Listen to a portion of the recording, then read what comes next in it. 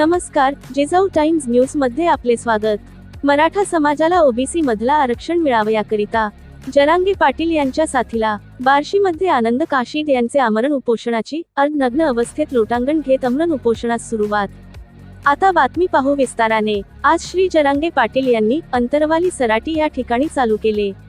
त्यांना पाठिंबा म्हणून बार्शीत श्री आनंद काशीद यांनी आमरण उपोषणास सुरुवात केली।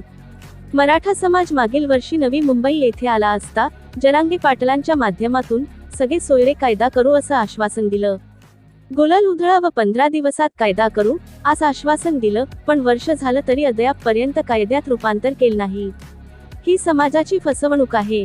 समाजाने तुम्हाला विधानसभेला भरभरून मत दिली, त्या जोरावर तुम्ही आज बहुमताने निवडून आलात। त्या मताची परतफेड करा व मराठ्याला न्याय द्या। आमच्या सर्व मागण्या मान्य करा असं आवाहन आनंद काशीद यांनी उपोषण सुरू करताना केले।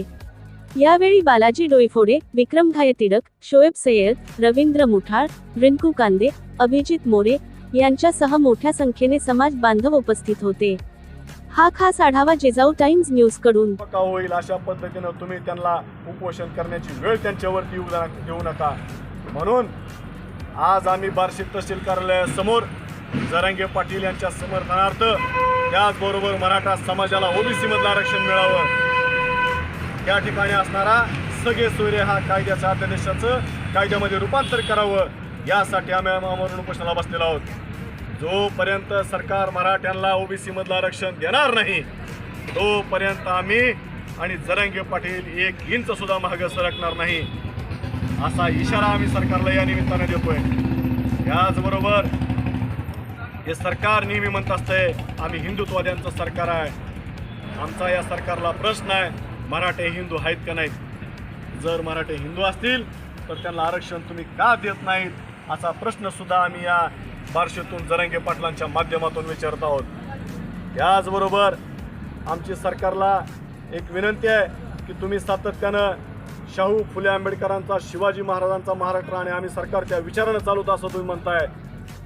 ज्या छत्रपती शिवाजी महाराजांच्या राजधानी रायगडावरती गेल्यानंतर रायगडावरती राजसदरेवरती जर तुम्ही एखादी तक्रार सांगितली, राजसदरेपासून रायगडावरील शिवाजी महाराजांच्या सिंहासनापर्यंत जाऊस्तोवर त्या ठिकाणी त्या शंकेचं निरसन झालेलं असायचं, ते त्या ठिकाणी प्रश्न सोडवलेले असायचे। परंतु अशा कोणत्याही प्रकारचं काम या सरकारनं केलेलं नाही।